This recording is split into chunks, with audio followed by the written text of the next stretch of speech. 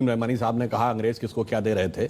हमने बचपन में पढ़ा कि मोहम्मद अली जिन्ना बहुत बड़े वकील थे और उस जमाने में शायद उनकी आमदनी 4,000 रुपए पर डे से ज्यादा थी, जो आज भी बहुत बड़ी चीज है। और मोतीलाल नेहरू उससे भी बड़े वकील थे। मैं पूछना चाहता हूं, ये उस जमाने में हजारों रुपए पर डे की आमदनी के लिए पेमेंट कौन करता था? किसी हिंदुस्तानी का मुकदमा लड़ रहे थे क्या? भारत तो बहुत गरीब था, हम तो अकाल और भूखमरी से झेल रहे थे। पेमेंट कौन कर रहा था? अंग्रेजों के मुकदमे लड़ रहे थे ना, इसीलिए तो। और मैं यह भी बताना चाहता हूं, जिसमें अशफाक उल्ला खां, राम प्रसाद बिस्मिल, चंद्रशेखर आजाद, काकोरी कांड, जो लखनऊ के पास ब्रिटिश सरकार का खजाना क्रांतिकारियों ने लूट लिया था, ब्रिटिश सरकार का वकील कौन था? JN मुल्ला, जगत नारायण मुल्ला, कांग्रेस के नेता खड़े थे ब्रिटिश सरकार की तरफ से कि इनको फीस कौन दे रहा था? उनको सरकारी वकील थे ना, तो सरकार से ही तो फीस ले रहे होंगे। अब मैं एक दो फैक्चुअल बात कहता हूं, वो तो विषय अभी सावरकर जी का माहुरकर जी बताएंगे। मैं एक बात कोट करता हूं, बहुत बड़े एक साहित्यकार हुए VS नायपॉल, जिनको 2003 में नोबेल पुरस्कार मिला है अपनी किताब एमंग द बिलीवर्स के लिए। उन्होंने बहुत पहले एक किताब लिखी, इंडिया द वुंडेड सिविलाइजेशन। उन्होंने कहा भारत दुनिया का एक विचित्र देश है, एकमात्र देश है जहां राष्ट्रवाद को बढ़ाने वाला नहीं, राष्ट्रवाद को कमजोर करने वाला इतिहास पढ़ाया जाता है। नंबर 2, उन्होंने कहा ये एकमात्र देश है जो अपने लिखे इतिहास को ऑथेंटिक नहीं मानता, दूसरों के लिखे इतिहास को ऑथेंटिक मानता। उन्होंने कहा ब्रिटेन में जाइए, कोई ब्रिटिश, फ्रेंच या जर्मन के लिखे इतिहास को नहीं मानता, कोई जर्मन, इटालियन या स्पेनिश के लिखे इतिहास को नहीं मानता। कहा उससे भी बड़ा आश्चर्य यह है कि ये विदेशियों के लिखे इतिहास को ही प्रामाणिक नहीं मानता है, जिन्होंने इस पे हुकूमत की, जो इसके दुश्मन थे, उन दुश्मनों के लिखे हुए इतिहास को प्रामाणिक मानता है। कहता इससे बड़ा दुर्भाग्य किसी देश का नहीं हो सकता। अब मैं बताता हूं उसमें हुआ क्या।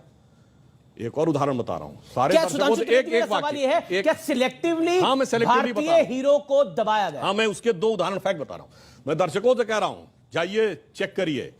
एक KGB के जासूस था जिसका नाम था यूरी बेजनेव, जो भारत में पत्रकार बनकर 70 के दशक में रहता था। उसके संस्मरण पढ़िए। उसने लिखा, हमें एजेंडा दिया गया था कि भारत की संस्कृति को कैसे तबाह करना है और उसके लिए हम क्या क्या कर रहे थे। जो बात इन्होंने कहा कि नूरुल हसन साहब बने तो उसके बाद क्या हुआ वो छोड़िए। अब मैं एक उदाहरण बताता हूं। महमूद गजनी ने सोमनाथ का मंदिर तोड़ा।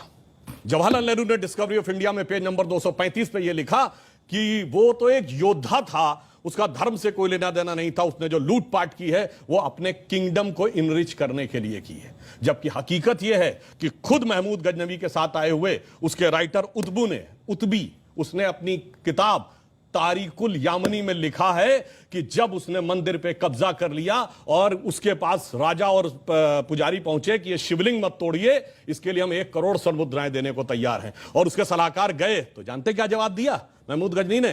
कि मैं तोड़ूंगा जरूर, इसलिए कि कयामत के दिन मैं बुत फरोश के रूप में जाना जाऊं, बुत शिकन के रूप में जाना जाऊं, बुत फरोश के रूप में। यानी नहीं पता पढ़ाई जाती, यानी ट्रेवल, यानी मैं एक बुत फरोश का मतलब हुआ कि जो मूर्तियों के साथ बिजनेस कर रहा हो, उसके लिए नहीं, मूर्ति को तोड़ने। फिल्में हम लोग देखते हैं, युवा पीढ़ी को प्यार मोहब्बत की बातों में बड़ा आनंद आता है। एक लाइन और कह दूं तो, प्यार मोहब्बत की बात हो तो क्या नाम याद आते हैं? शाहजहां, नूरजहां, जोधा अकबर, सलीम अनारकली, शीरी फरहाद, लैला मजनू, यही पढ़ाया गया ना।